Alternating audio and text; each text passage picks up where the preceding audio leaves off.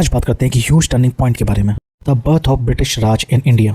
कैसे एक रिबेलियन ने स्पार्क किया 90 years of imperial rule in India. आइए देखते हैं।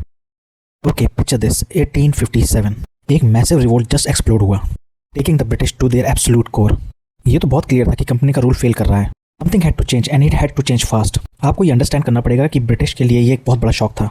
दे ऑलमोस्ट लॉस्ट एवरीथिंग और ये रिस्क वो दोबारा नहीं ले सकते थे। का फिक्स क्या था? Total reboot of their power structure. और जो किक्ड ऑफ हुआ गवर्नमेंट ऑफ इंडिया एक्ट 1858 से।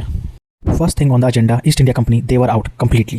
और उसके प्लेस पे एक new direct line of command straight from the crown to India. Now the governor general was called the viceroy, meaning वो direct representative थे क्वीन के। पॉलिटिक्स हो गई, let's move on to army, जिसने रिवोल्ट किया था ब्रिटिशर्स के against.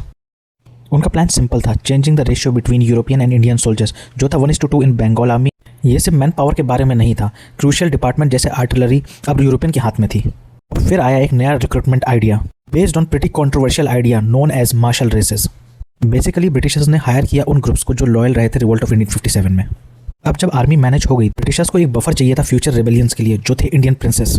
सो Britishers ने सारी अनेक्सेशन पॉलिसीज को डिच किया, जो वन ऑफ द रीजन थे रिवोल्ट ऑफ 1857 के। Britishers promise not to snatch their lands and respect their authority.